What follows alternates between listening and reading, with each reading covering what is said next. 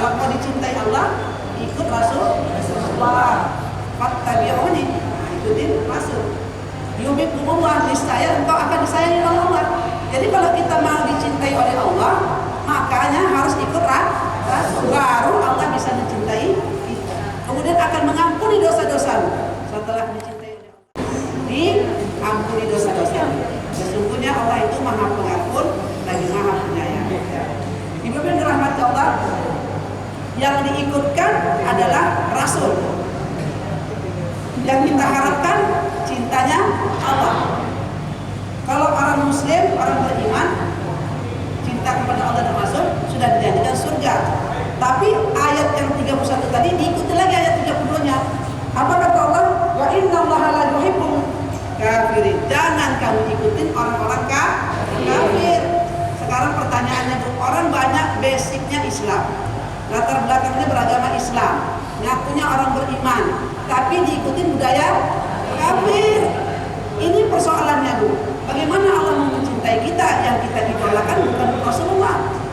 Tadi saya tanya, yang cintai siapa? Suami. Suami gitu ya.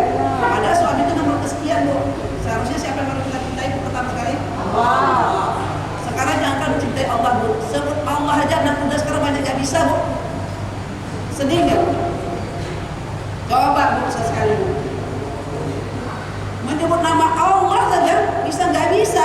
Lidahnya Allah, Allah, Bu. Sedih kita, Bu. Bagaimana dia mau dicintai oleh Allah? Menyebut asma Allah saja berat lidahnya. Sudah seperti orang kafir. Jangan ada yang lain. Jangan bilang cinta suami itu nomor kesekian aja.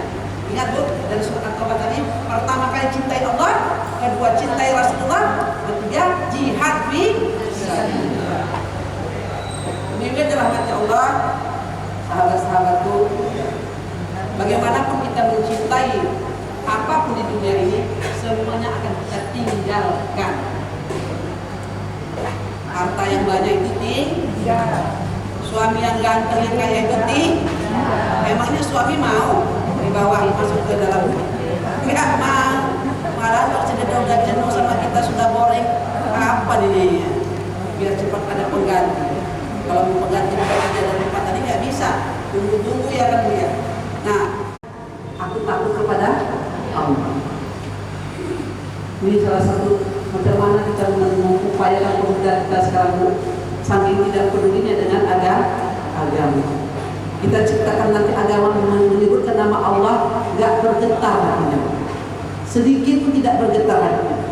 Allah memanggilnya 5 waktu, hayya 'alas shalah, lalai. Tapi kalau ditanyakan kepada dia, agamamu apa? Islam. Sangat mudah dilencengkan oleh kaum kafir. Padahal kan ada ayat 32 tadi saya bacakan dari dulu. Jangan coba-coba ikut orang kafir. Di hadis lain dikatakan seseorang itu sesuai dengan apa yang diikutinya. Kebiasaan ikut apa? Kalau dia biasa mengikuti orang kafir, dia akan menuju seperti orang kafir. Kebiasaan itu seperti orang kafir juga. Makanya kalau kata Rasul kan dekat-dekat dengan minyak wangi, biar wangi. Allah itu memberi sesuai dengan apa yang kamu buat. Kalau orang terbiasa menipu-nipu, maka dia akan nanti ditipu. Nanti kalau sudah ditipu, muslimah zaman sekarang banyak yang tidak tipu, dijanjikan cinta ini, cinta itu, akhirnya harus kita mungkin akhirnya nggak dapat apa-apa, tertipu lagi. Kenapa? Karena juga dia bersikap juga tipu. Kalau ditanya